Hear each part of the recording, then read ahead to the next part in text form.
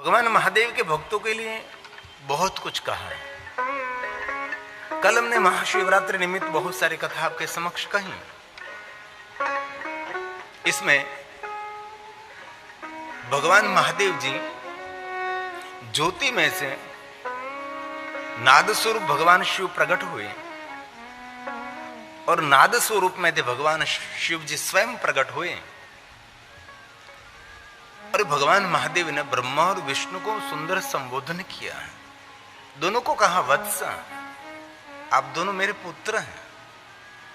विष्णु को भी भगवान शंकर जी ने कहा और ब्रह्मा जी को भी कहा, क्योंकि हम सभी जानते हैं शिव तो जगत के पिता है। जगत पितरम शंभु, पूरे विश्व के पिता भगवान शिव हैं। जगत के रचयिता भी भगवान शिव हैं। इस विश्व में जो कुछ हो रहा है सब कुछ भगवान शिव की ही भ्रुकुटी मात्र से सब कुछ संचालित है। जब भगवान महादेव जी अग्निस्तंभ में से प्रकट हुए तब स्वयं शिव जी ने ब्रह्मा और विष्णु के सामने बहुत सारी बातें कही जो महाशिवरात्रि के दिन हुई थी। क्यों महाशिवरात्रि मनाते हैं? महाशिवरात्रि की महिमा क्यों है?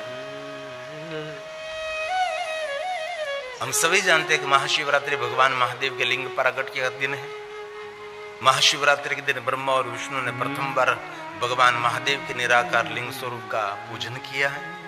लेकिन अभी भी बहुत लोग महाशिवरात्रि के दिन शिव पार्वती का विवाह मनाते रहे, अभी भी मनाते रहे। इतना प्रचार प्रसार हुआ तो भी ये लोग शिव पार्वती का विवाह मनाते हैं। महाशिवरात्रि के दिन शिव पार्वती विवाह महोत्सव नहीं है, उसकी तिथि उसका समय अलग है। तो भगवान स्वयं शिव ने कहा, हे पुत्रों, इस महादिन में मैं तुम लोगों को एक सुंदर भगवान निराकार भगवान शिव की पूजा के बारे में मैं आपको बताना चाहता हूं। आप दोनों पर मैं प्रसन्न हूं। और बहुत सारी बातें शंकर जी ने कही, लेकिन मैंने बहुत संक्षिप्तीकरण करके अल्पीकरण करके आपके समक्ष में कहने का प्रयास किया। लेकिन ये सभी श्लोक भगवान शिव जी ने गाए, महादेव ने गाए। स्वयं शिव ने कहा, मैं संतुष्ट हूं आपसे, क्योंकि ब्रह्मा ने भी स्तुति की, भगवान विष्णु जी ने भी स्तुति की। तब भगवान स्वयं महादेव ने कहा, मैं संतुष्ट हूं, तुष्ट हूं। तुष्टो मध्यम वावसु, वसु मतलब हे पुत्रों, पूजाया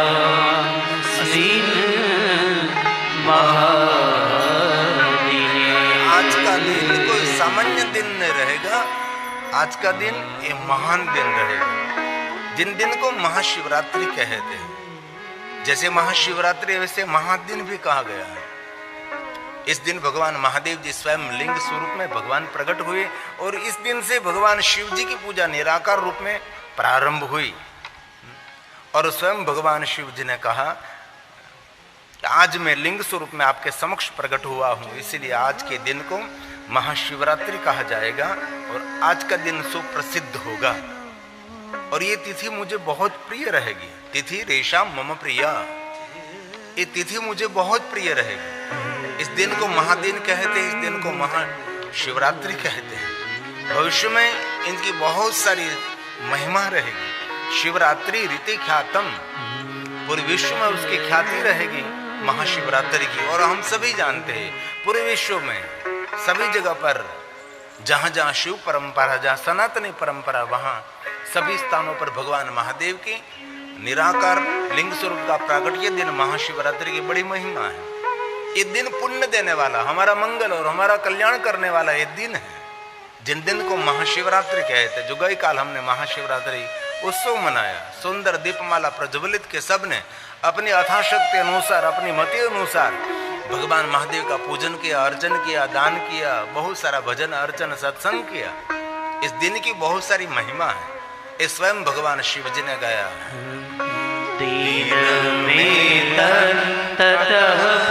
ये पुण्य देने वाला पुण्य है, दिन है। भविष्यति महत्तरम् शिवरात्रि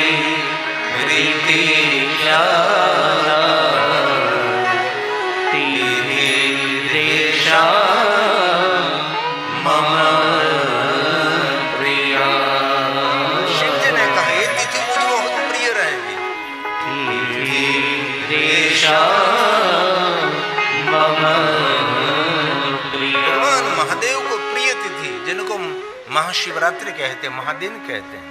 और स्वयं भगवान शिव ने कहा है कि हे ब्रह्मा विष्णु, इस दिन मेरा कोई विशेष प्रकार से पूजन करे, आराधन करे, मेरा स्मरण करे, मेरे निराकार स्वरूप शिवलिंग का पूजन करे, वो व्यक्ति इतना सामर्थ्य प्राप्त करेगा, जगत की स्थिति और जगत का प्रारंभ और जगत का संहार करने में वो सामर्थ्य होगा, इतना सामर्थ्य मिलेगा हमको। भगवान शिव जी ने कहा जगत की स्थिति और जगत की सुंदर सर्जन रीति, ये सब कुछ वो कर सकेगा, इतना सामर्थ्य इनमें मिलेगा।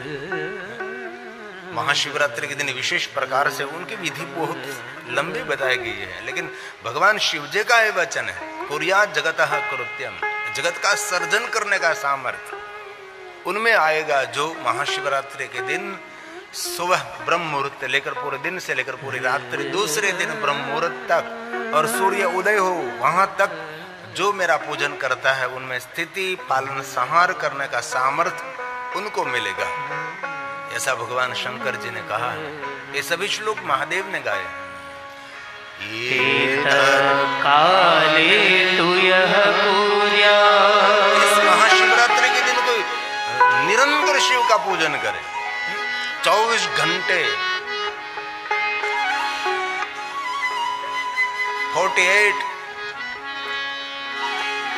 48 घंटे तक, अगला दिन, अगले रात्रि दिन, फिर रात्रि, फिर दिन, ऐसे बहुत लोग ऐसा पूजन करते हैं। उनके लिए महादेव ने कहा पूजा लिंग लिंग स्वरूप की पूजा करें अथवा वैर स्वरूप की, वैर्यू मतलब मूर्ति स्वरूप की पूजा करें। भगवान शिव जी के लिंग स्वरूप में भी पूजा कर सकते हो और मूर्ति स्वरूप में भी पूजा कर सकते हो, आपको जो योग्य लगे उसके, जो कोई करे उनके लिए कहा कुर्यात् जगतः कृत्यं स्थिति सर्गाधिकं इतना सामर्थ्य मिलेगा जो कोई महादेव का पूजन करे। और कहा शिवरात्रि के दिन जो पुरुष जितेंद्र होकर 24 घंटा निराहार रहकर विधि पूर्वक यथाशक्ति मेरा पूजन करे और जो मौन रहे, वचना रहित भगवान शिव का पूजन करे। वचना रहित मतलब मौन रहित, एक शब्द भी मुख में उच्चारण नहीं करना है। और बहुत भाई बहनों ने कल मौन भी रखा होगा, एक शब्द भी मुख में उसने उच्चारित नहीं किया होगा। इसलिए महाशिवरात्रि के दिन मौन की तो बहुत बड़ी महिमा है। निराहार रहना, जितेंद्र रहना है और मौन रहना है, और निरंतर भगवान शिव का पूजन करना है। जो कल महाशिवरात्रि की, उनके बारे में भगवान शंकर जी ने इस सब कुछ शिव महापट ग्रंथ में कहा। शिवरात्रा वहोरात्रम, शिवरात्रा वहोरात्रम निराहारो जितेन्द्रियः अर्चेदा यथा न्यायं यथा बलम व्रज जो कोई मौन रहे उनके अलग महिमा। इसलिए कल महाशिवरात्रि के दिन मौन रहने की बहुत महिमा थी। वह वर्ष भर मेरी पूजा करने का फल वो प्राप्त कर सकता है। संपूर्ण 1 साल जिन्होंने भगवान शिव का पूजन किया, ये पुण्य कल एक दिन महादेव की पूजा करने मात्र से मिलता है। वर्ष भर मेरी पूजा करने पर जिस फल को पाता है, वो संपूर्ण फल शिवरात्रि के दिन विधि पूर्वक मेरा पूजन करने मात्र से मिलता है। इसलिए पूरी साल कोई भगवान महादेव का पूजन न कर सके, लेकिन कल महाशिवरात्रि के दिन जो गई काल जिन्होंने पूजा की है महादेव की, उसको पूरी वर्ष भर भगवान महादेव की पूजा करने का फल मिलता है। वर्ष में कम निरंतरम तत्फलम मम पूजायाम। इस भगवान शंकर जी ने सभी वचन दिया है। मैं श्लोक इसीलिए गा रहा हूँ कि महादेव ने गाए, ये शंकर भगवान ने गाए, इसीलिए मैं आपके समक्ष थोड़े श्लोक गाने का प्रयास करता हूँ। ये शिव महापट ग्रंथ का महर्षि भगवान वेदव्यास का प्रसाद है। तत्फलम मम पूजायाम, स्वयं शिव जी कहते हैं, महादेव कहते हैं, वर्षमेकं निरंतरम, निरंतर दिन में 1 वर्ष तक महादेव है वो फल कल एक दिन में मिलता है।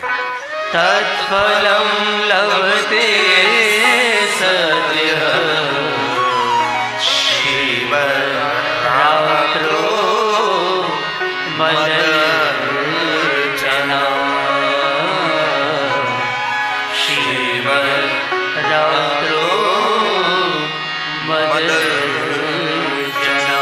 मेरा को अर्चन करे पूरी साल अर्चन पूजा का फल उनको मैं प्रदान करता हूँ।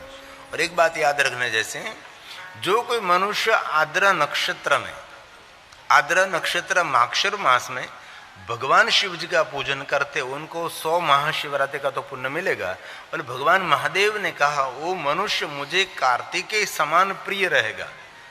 कार्तिकेय समय नहीं, कार्तिकेय से भी अधिक प्रिय रहेगा, ये शंकर जी का वचन है। महाशिवरात्रि के दिन तो हम सभी ने भगवान महादेव का पूजन किया, अर्चन किया, आधा शक्ति हम सब ने कुछ न कुछ तो कल किया। लेकिन जो आद्रा नक्षत्र माक्षर मास, उस दिन भगवान महादेव जी ब्रह्मा और विष्णु के सामने अग्नि लिंग रूप में प्रकट हुए, ज्योति रूप में भगवान प्रकट हुए हैं। इसीलिए इस दिन को हम आद्रा नक्षत्र माक्षर मास कहते हैं। इसलिए आद्रा नक्षत्र माक्षर मास ने एक दीप ज्योति पर्व भी कहते हैं। अपने घर में दीपमाला प्रज्वलित करते हैं। उत्तर भारत में, राजस्थान में, गुजरात में तो कम उसकी महिमा रही, बहुत लोगों ने प्रचार प्रसार नहीं किया। लेकिन दक्षिण भारत में ये आद्रा नक्षत्र माक्षर मास से पहले 5 दिन ये लोग दीप प्रज्वलित करने लगते हैं। अपने घर में जैसे हम दीपावली में दीप महोत्सव करते, दीपावली में जैसे हम अपने घर में दीप प्रज्वलित करते हैं, वैसे ये लोग आद्रा नक्षत्र माक्षर मास में 5 दिन पहले अपने आंगन में बहुत सारे दीप को प्रज्वलित करते हैं। इसीलिए दीप उत्सव कहते हैं लोग। इसलिए आप सबको याद रखना है, दीपावली के बाद आद्रा नक्षत्र माक्षर मास पड़ता है तो विशेष करके भगवान शिव का पूजन करें, दीपमाला प्रज्वलित करें, घर में भी सुंदर दीप उत्सव करें। जो मनुष्य आद्रा नक्षत्र माक्षर मास के दिन भगवान शिव का पूजन करते उनके लिए कहा वो मनुष्य कार्तिकेय से भी अधिक महादेव को प्रिय रहेगा, ऐसा शिव महापुराण ग्रंथ में कहा है। भगवान व्यास जी ने कहा और शंकर भगवान बोल रहे हैं आद्रायाम मार्गशीर्षे तु यः पश्यन् मामुवास्थम मद्वैतमपि लिंग स्वरूप अथवा मूर्ति वैर એટલે मूर्ति स्वरूप अथवा लिंग स्वरूप किसी का भी पूजन करो, अर्चन करो, लेकिन दर्शन करो तो सगृहादपि में गुरु भगवान कार्तिक का नाम है। सगृहादपि में प्रियः।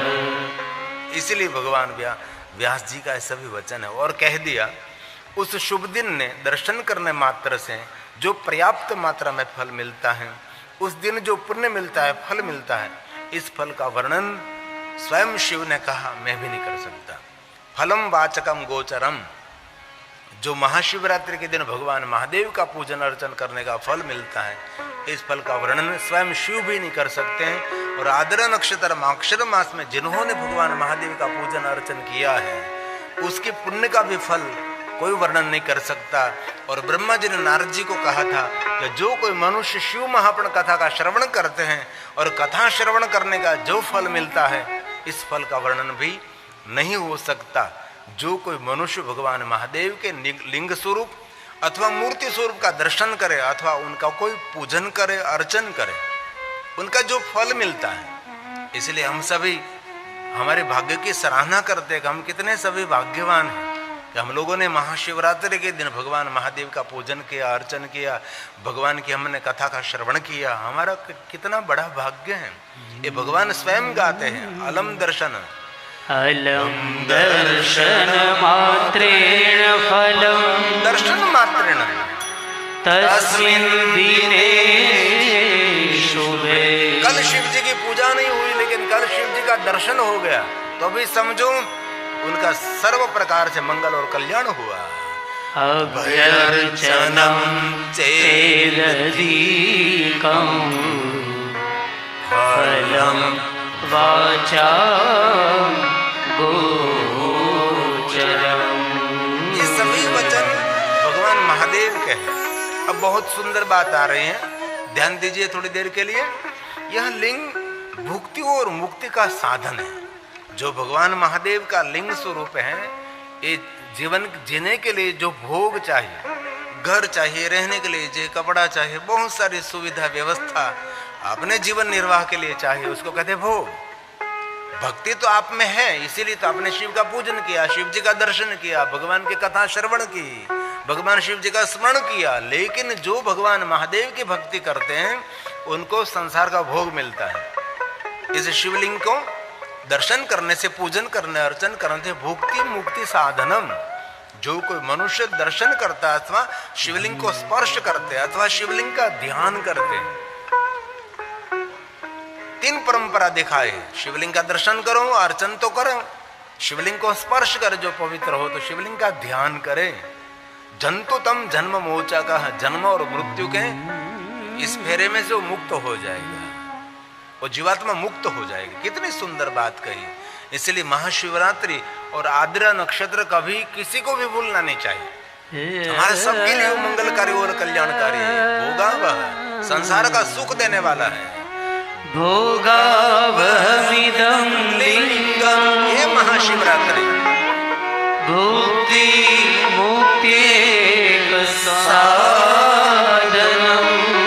जो कोई दर्शन करे, दर्शन स्पर्शन ध्यान, शिवलिंग का कोई ध्यान करे तो जंतुदम जन्म मोचनम। मनुष्य जन्म और मृत्यु के फेरे में से मुक्त हो जाएगा, जन्म और मरण के बंधन से छूट जाएगा। बार बार जन्म हुआ, बार बार मृत्यु हुई और जन्म लेते रहे और मरते रहे, इनमें से बाहर निकलना है तो हर व्यक्ति को, हर मनुष्य को महाशिवरात्रि के दिन विशेष भगवान शिव जी का ध्यान करना चाहिए, भगवान महादेव के निराकार लिंग स्वरूप का दर्शन करना चाहिए अथवा भगवान महादेव के निराकार लिंग स्वरूप का स्पर्श करना चाहिए जो पवित्र हो। तो स्वयं भगवान शिव जी ने कहा, ये शिवलिंग मैं परब्रह्म निराकार, मैं ही उनका रूप हूँ और स्वयं ईश्वर का प्रतीक है और सब पर मैं अनुग्रह करता हूँ। ये शिवलिंग मेरी आत्मा है, मेरा ही स्वरूप है।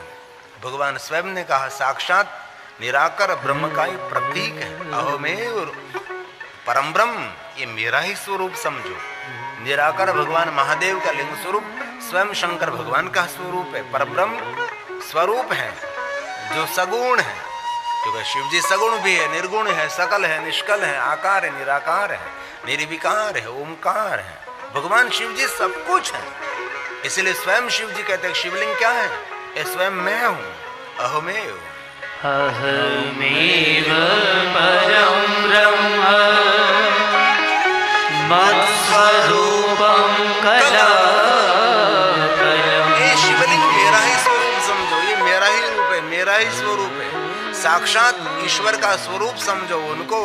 ये ब्रह्म का निराकार प्रतीक समझो इस शिवलिंग को। हे ब्रह्मा विष्णु सुनो जरा। ब्रह्मवादीश्वरं शाहं स्वयं महादेव बोले कृत्यम कृत्यं मे अग्रहार्दिकम्। भगवान महादेव ने कहा, लिंग के लक्षणों से युक्त होने के कारण वह मेरा ही निर्गुण रूप है। हे पुत्रों, तुम दोनों आज से प्रतिदिन इस निराकार लिंग स्वरूप का पूजन करो। अभी आपको कोई पूछे कि ब्रह्मा और विष्णु ने किसने कहा था, तो यहाँ श्लोकात्मक प्रमाण उनके पास है कि भगवान स्वयं शिव जी ने ब्रह्मा और विष्णु को कहा था, हे पुत्रों, आज से आप दोनों, आप अकेले नहीं, ब्रह्मा और विष्णु दोनों को कहा, प्रतिदिन निराकार प्रतीक भगवान महादेव ने कहा लिंग स्वरूप का आज से पूजन करिए। भगवान शंकर जी की आज्ञा है, ब्रह्मा और विष्णु को पहले कहा है और स्वयं महादेव ने कहा, मदात्मल मिदम नित्यम, ये मेरी आत्मा है, मेरा स्वरूप है। आप निराकार लिंग स्वरूप का पूजन करो, आप मेरे सानिध्य में रहोगे। लिंग और लिंग में भेद नहीं समझ लो, लिंग और पीठ दोनों एक ही स्वरूप है। आकाशम लिंग मित्याहु पृथ्वी तस्य पीठिका। आकाश और धरती में कोई फर्क नहीं। आकाश के बिना भी हम जीवित नहीं रह सकते और धरती के बिना भी हम जीवित नहीं रह सकते। इसलिए भगवान स्वयं शिव ने कहा, शिवलिंग मेरी आत्मा है, ये मैं ही, मेरा स्वरूप है, मदात्मक। मदात्मकमिदं नित्यं नित्य उसकी पूजा करो। मम सानिध्यकारणं महत्पूज्यमिदं नित्यं लिंग और लिंगा भेदा लिंग लिंगिनो। इसलिए दोनों की पूजा करनी चाहिए। जितने हम शिवलिंग की पूजा करते हैं उसके समान साथ में पीठ की भी पूजा करते हैं ना, क्योंकि दोनों शिव और शक्ति का प्रतीक हम मानते हैं। बाद में तो बहुत सारा विस्तार किया है कि मनुष्य ने जो स्थापित शिवलिंग किया है 100 आंत के नाप तक शिव स्थान कहलाता है। ऋषियों ने जो शिवलिंग स्थापित किया है 1000 आंत तक ये भूमि शिव क्षेत्र कहलाती है। बदी क्रमश પછી देवताओं ने जो स्थापित किया है 1000 बंद मुट्ठी आंत तक की भूमि, ये नापताल है, इसकी भूमि शिव क्षेत्र कहलाती है। जो स्वयंभू महादेव का लिंग स्वरूप है 4000 आंत तक ये भूमि ये शिव क्षेत्र कहलाती है। ऐसे क्रमशः भगवान महादेव ने स्वयं ने गाया है। और भगवान शिव जी ने एक बात तो बहुत बड़ी कह दी, कहीं भी कोई भी मनुष्य अपने कर कमलों के द्वारा लिंग की स्थापना करते हैं, वहां स्वयं शिव जी ने वचन दिया है कोई प्रतिष्ठा विधि नहीं की, तत्र प्रतिष्ठा सो अहम। कुछ भी प्रतिष्ठा विधि आपने नहीं कही है तो भी बिना प्रतिष्ठा में वहां निवास करता हूं। कोई भी मनुष्य ने, ब्राह्मण क्षत्रिय वैश्य शूद्र ऋषि, कोई भी नारी ने कहीं भी भगवान महादेव के लिंग स्वरूप की स्थापना कर दी तो भगवान शिव जी ने स्वयं ने वचन दिया है कि बिना प्रतिष्ठा किए हुए भी वहां मैं स्थिर रहता हूं। इसलिए देवताओं के हम प्राण प्रतिष्ठा करते हैं। शिवलिंग की प्राण प्रतिष्ठा नहीं होती, शिवलिंग की प्रतिष्ठा होती है, शिवलिंग की स्थापना होती है। इसलिए शिवलिंग की प्राण प्रतिष्ठा ऐसा लगभग विद्वान लोग नहीं बोलते, शिवलिंग की स्थापना, शिवलिंग की प्रतिष्ठा बोलते हैं। भगवान स्वयं कहते हैं ब्रह्मा विष्णु को, हे पुत्रों, जिसने जहां कहीं भी इस प्रकार मेरे लिंग स्वरूप की स्थापना की है वहां मैं बिना प्रतिष्ठा रहता हूं। कितनी भगवान महादेव की उदारता है। ये कोई छोटी बात नहीं है, बहुत बड़ी बात है वो। यत्र यत्र प्रतिष्ठितं येन स्वयं शिव जी ने वचन दिया, महादेव ने वचन दिया है, मह्यं लिंगमिदर्शनम्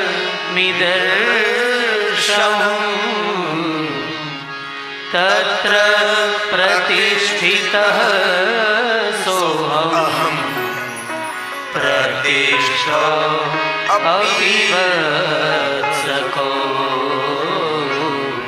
प्रतिष्ठो अपि वत्सको। भगवान महादेव ने त्यारबाद क्रमशः कहा एक शिवलिंग की जो स्थापना करते हैं उनके लिए कहा जो मनुष्य एक लिंग की स्थापना जीवन में कहीं भी एक शिवलिंग की स्थापना करी तो महादेव ने कहा वो मेरे समान रहेगा। 2 शिवलिंग की जिन्होंने स्थापना की वो मेरे में संपूर्ण मिल जाएगा। बाद में क्रमशः का 3 शिवलिंगों की स्थापना, 4 शिवलिंगों की स्थापना, ऐसे क्रमशः कितने लिंगों की स्थापना करने से कैसा भाव प्रकट होगा। इसीलिए राजा महाराजाओं ने बहुत सारे शिवालय निर्माण किए और बहुत सारे राजा महाराजा ने अगणित भगवान महादेव के लिंग स्वरूप की स्थापना की है। काशी में तो इतने शिवलिंगों की स्थापना हुई अकल्पनीय, संख्या न विद्यते, इतने भगवान महादेव के लिंग स्वरूप की स्थापना की। 5 पांडव जहां जहां गए वहां वहां अगणित लिंगों की स्थापना की और राम जी जहां जहां गए वहां राम जी ने अपने करकमलों के द्वारा अगणित लिंगों की स्थापना की। सप्तऋषियों ने कितने शिवलिंगों की स्थापना की। काशी में तो इतने शिवलिंग है, काशी की कोई गली खाली नहीं है जिन गली में भगवान महादेव का लिंग स्वरूप नहीं। और आप कभी महाकालेश्वर उज्जैन जाओ तो 84 महादेव है, सभी ऋषियों के द्वारा, सभी राजाओं के द्वारा। और कल्प प्राचीन, युग प्राचीन नहीं, कल्प प्राचीन भगवान महादेव के लिंग स्वरूप है। और बेंगलोर के पास एक सिरसी नदी है, पूरी नदी शिवलिंगों से भरी है, जिनको सिरसी नदी और सहस्त्र लिंग कहते हैं उनको, 1000 शिवलिंग। कभी हिमालय पहाड़ पर जाओ तो लाखा मंडल में 1 लाख भगवान महादेव के लिंग स्वरूप है। ऐसे तो बहुत सारे स्थानों का मैं वर्णन कर सकता हूँ आपके समक्ष, इतने भगवान महादेव के लिंग स्वरूप है। कभी आप भगवान त्र्यंबकेश्वर, तंबकेश्वर नहीं, त्र्यंबकेश्वर महादेव, वहां गौतम ऋषि की गुफा है, वहां भगवान गौतम ने 100 से ज्यादा शिवलिंगों की स्थापना की है। कोटेश्वर में 1 करोड़ शिवलिंगों की स्थापना हुई है। 12 ज्योतिर्लिंग अनंत ज्योतिर्लिंग की महिमा है। इसलिए कभी कहीं भी अवसर मिले शिवलिंग की स्थापना करने की तो बहुत बड़ी महिमा है। यह अवसर कभी छोड़ना नहीं चाहिए। जब मेरे ब्राह्मण देवता शिवलिंग की स्थापना करते, देवताओं की प्राण प्रतिष्ठा करते, लिंग की स्थापना करते हैं, और कभी वहां जाने का अवसर मिले तो भी बहुत बड़ा लाभ होता है। जो शिव जी की प्रतिष्ठा में स्थिर रहता है उनको समाज में और जीवन में बहुत बड़ी प्रतिष्ठा स्थायी रहती है। ये प्रतिष्ठा कभी उसकी कलंकित नहीं होगी। ये भगवान शिव जी के लिंगों की प्रतिष्ठा की महिमा है। ऐसी तो बहुत सारी बातें शिव महापुराण ग्रंथ में है, और मैं क्षमा चाहता हूं, आपके समक्ष मैंने सांसारिक बातें बहुत नहीं की है, और ज्यादातर मैंने महादेव के बारे में आपको बताने का प्रयास किया। ज्यादातर मैंने शिव महापुराण ग्रंथ को पकड़कर आपके समक्ष भगवान शिव जी के बारे में अनसुनी अनकही बातें मैंने बहुत कहने के प्रयास की। मुझे पता है कि श्रोताओं को सांसारिक बातें बहुत अच्छी लगती हैं, इतनी प्रेमाल लगती है, श्रोता रोते हैं, श्रोता हंसते हैं, इतना भावात्मक दृष्टांत वक्ता देते हैं, बोलो बोले माँ बाप ने विधु पुरुषों ने आउ बुधु कहे श्रोता इतने रोते हैं, क्योंकि भावात्मक संसार के बाद रुलाने वाले ही रहते हैं। इसलिए मैंने महाशिवरात्रि निमित्त आपके समझ ज्यादा से ज्यादा महादेव के बारे में कहने का प्रयास किया। और दिल से एक बात मैं विनंती करता हूं, आपके सबके घर में शिवलिंग है ही, रोज उनका न पूजन कर सको लेकिन सोमवार विशेष प्रकार से उसका पूजन करना, बाहर लेकर पूजा करो मंदिर। और एक हो सके तो मंदिर ऊपर नहीं, घना घरे ऊपर मंदिरों लटकाता हो, जना घर में मंदिर लटका तो ये घरना लोग ज्યાં ત્યાં लटकाता हो, તેથી મંદિરનું ઉપર લટકાવાય નહીં, મંદિર નીચે સ્થાપિત કરાય। ભગવાનને ક્યાં આખું ઘર જોઈએ? ભગવાનને ઘરનો ખૂણો જોઈએ છે, એક ખૂણામાં ભગવાન બેઠા હોય છે, આખું ઘર જોઈએ છે? ભગવાનને એક નાનકડો ખૂણો જોઈએ છે, ઈશાન ખૂણામાં ભગવાનને સ્થાપિત કરીજો। ભગવાનને બધું ભોજન નથી, થોડો ભોગ જોઈએ છે। ભગવાનને તમારું આખું જીવન નથી જોઈતું, ભગવાનને તમારું થોડુંક મન જોઈએ છે, થોડું તો આપો। આપના નાનકડા મંદિર અંદર ભગવાન મહાદેવનું ચલિત શિવલિંગ સ્થાપિત હોય, સોમવારે વિશેષ પ્રકારે પૂજા કરજો। સોમવાર ન કરી શકો તો મહિનામાં ત્રયોદશીને દિવસે ભગવાન મહાદેવનું વિશેષ પૂજન કરજો। ત્રયોદશીને दिन ન કરી શકો તો મહાશિવરાત્રિ ભૂલશો નહીં। આના પર મારે ખરેખર લખવું જોઈએ, ભૂલો ભલે બીજું બધું, મહાશિવરાત્રિ ભૂલશો નહીં। મહાશિવરાત્રિનું અગણિત પુણ્ય છે, એ કભી વિસરશો નહીં। આવું કંઈક કરવું જોઈએ। સુરેશભાઈ થઈ શકે ને? આવું કેમ ના થઈ શકે? ભૂલો ભલે બીજું બધું।